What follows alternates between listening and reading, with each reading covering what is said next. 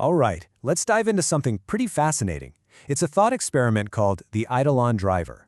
Now, the idea here isn't to give you a new story to believe, but to walk through what the source material calls an operational theory of the reality trap. So let me ask you something right off the bat. In your own life, when you really think about it, are you actually at the wheel, or are you just kind of along for the ride? Keep that question in mind, because it is the absolute core of the theory we're about to unpack. And this is a really crucial point to get up front. The source material is very clear. This is not a belief system. It's an operational model. Think of it like a framework with a set of rules you can actually test in your own life. It's a tool for analysis, not an article of faith. Okay, so like any good investigation, we have to start with the clues. And the first part of this model asks us to look at the world and our experience of it not as the real thing, but as an interface. So what exactly do we mean by interface? Well, according to this theory, it's everything. It's all the sights, the sounds, the feelings, the memories, everything that makes up your stream of consciousness. The argument is that this isn't source reality itself, but a processed output, kind of like the display on your computer screen. And that idea leads directly to what's called the closed-loop argument. Let's just walk through the logic. 1. Our senses don't deliver reality, they deliver electrical signals. 2. Our brain takes those signals and interprets them into this experience we call reality. But, and here's the kicker, step 3, how do we check if our interpretation is actually true? Well, we use those exact same senses all over again. You see the problem? It's a totally circular argument. It's like trying to check if a photo is accurate by taking another photo of the photo. This puts us in what the model calls the coherence trap. See, just because the interface is consistent and stable, it doesn't mean it's true. Think about a super realistic open-world video game. Everything in that game is coherent, right? The physics are consistent, the rules are predictable, but it's not fundamental reality. We have a tendency to mistake that internal consistency for truth, and that's the central loophole this whole theory explores.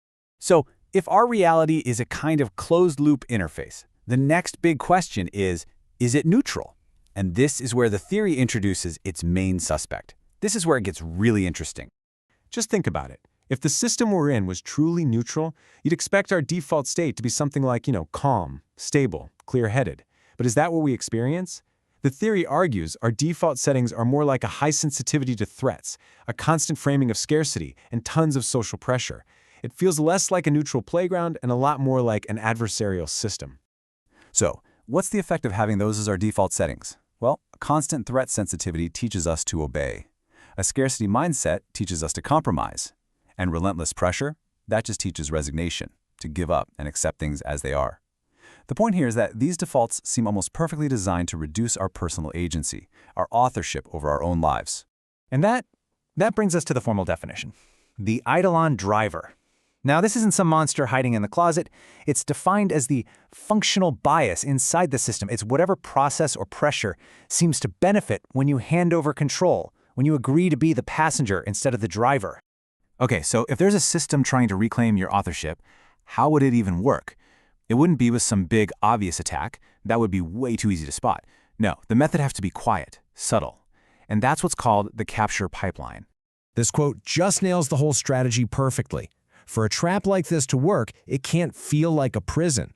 It has to feel completely normal. It has to feel like your duties, your personality, your own spontaneous choices. In short, it has to feel like you. And here's the psychological loop that keeps us stuck in it. First, some kind of pressure starts to build. Anxiety about a deadline, fear of missing out, a social obligation. Second, you comply. You do the thing you feel pressured to do. Third, you get this immediate hit of relief. And fourth, you interpret that feeling of relief as proof that complying was the right call, which just deepens your trust in the system for next time.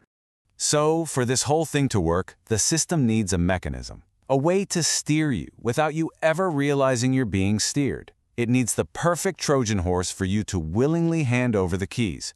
What could that possibly be? The answer, according to this theory? The subconscious.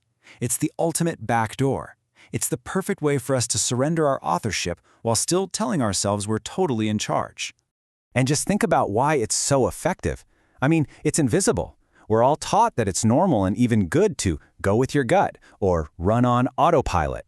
We automatically grant this uninspected part of ourselves total authority to act in our name, and it allows us to feel like we're present for our lives without actually having to author them.